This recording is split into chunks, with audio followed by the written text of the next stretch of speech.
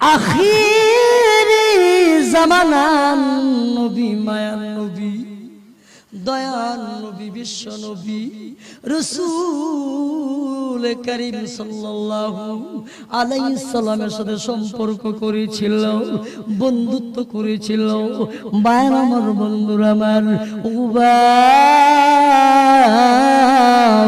দুনিয়ার বন্ধুত্ব ঠিক রাখার জন্য, দুনিয়ার সম্পর্ক ঠিক রাখার জন্য বন্ধুর বাড়িতে গিয়ে যখন বলল, এবার উবাই ইবনে খালদ বলে, বন্ধুরা আমি সংবাদ পেয়েছি তুমি নাকি আব্দুল্লাহর ফুলাও মুহাম্মাদের কালিমা গ্রহণ করে ফেলছো, তুমি নাকি আব্দুল্লাহর ফুলাও মুহাম্মাদের সাথে সম্পর্ক করে ফেলছো। ও যা যা, আজ থেকে তোমার সাথে আমার বন্ধুত্ব শেষ করে দিলাম, আর বন্ধুত্ব থাকবে না। আখিরি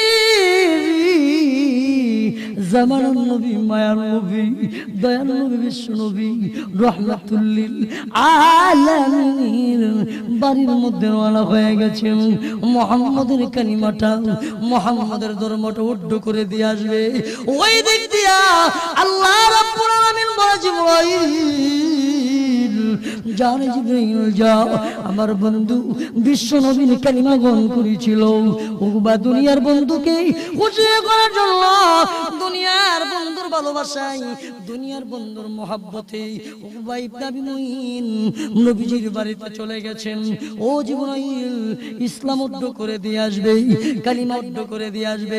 আসার সময় আমার বন্ধু বিশ্ব নবী রাহমাতুল লিল আলামিনের চেহারার মধ্যে থুতু দিয়ে আসবে।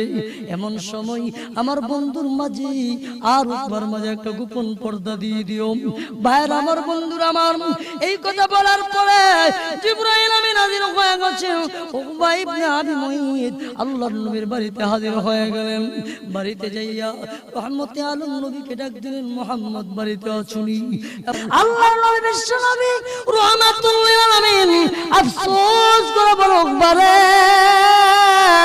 ও উকবা, দুনিয়ার বন্ধুত্ব ঠিক রাখার জন্য, দুনিয়ার বন্ধুরে ভালোবাসার জন্য, বন্ধুর বন্ধুকে খুশি করতে যাইয়া আমার কালিমা গ্রহণ করেছিলি, আমার ধর্ম গ্রহণ করেছিলি, এই মুহূর্ত করে দিয়ে গেলি। যারে উকবা যা, তোর দুনিয়া বরবাদ, পরকাল বরবাদ। নবী বদদুয়া করেছেন, বদদুয়া আল্লাহ কবুল করে ফেলেছেন, বদদুয়া আল্লাহ কবুল করে ফেলেছেন। বদরের যুদ্ধে উকবা ইবনে আবি মুঈত তার বন্ধু উবাই ইবনে খালদ, এই দুই কমবক্ত পৃথিবীতে বিদায় হয়ে গেছে। কি হয়ে গেছে? বিদায় হয়ে গেছে। ভাইয়ার আমার, বন্ধুরা আমার, উকবা ইবনে আবি মুঈতকে যখন কঠিন কিয়ামতের ময়দানে জাহান্নামে দেওয়া হবে, জাহান্নামে দেওয়ার পরে ওই জাহান্নামের ভয়াবহ আযাবের অবস্থা দেখা সেদিন সে আফসোস করবে। আপনারা আমার কথা বুঝে থাকলে বলুন তো দেখি, সেদিন আফসোস করলে কোনো লাভ হবে? আর হুজুরে বলে লাভ হবে? সেদিন আফসোস করলে কোনো লাভ হবে? আর হুজুরে বলেন হবে? আল্লাহ পাক রব্বুল আলামিন যখন তাকে জাহান্নামে দিবেন, জাহান্নামে দেওয়ার পরে সে আফসোস করবেন।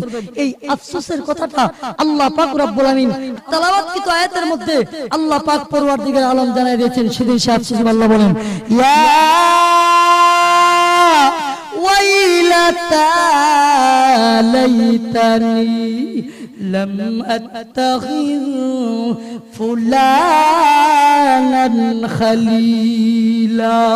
হায় আফসোস, হায় আফসোস, আমি যদি ইমুককে বন্ধুরূপে গ্রহণ না করতাম, মানে উবাই ইবনে খালদকে যদি বন্ধুরূপে গ্রহণ না করতাম, মুহাম্মদকে বন্ধু বানিয়েছিলাম, মুহাম্মদের ধর্ম যদি কবরে নিয়ে আসতাম, মুহাম্মদের ইসলাম যদি কবরে নিয়ে আসতে পারতাম, আমার সমস্যা হইতো না, এই আযাবের মধ্যে ভুগতে হতো না। আমি আপনাদের পায়ে ধরে বলে যাই রে বাবা, সম্পর্ক এমন একটা জিনিস, উকবা ইবনে আবি মুঈত হাসরের ময়দানে আফসোস করবেন।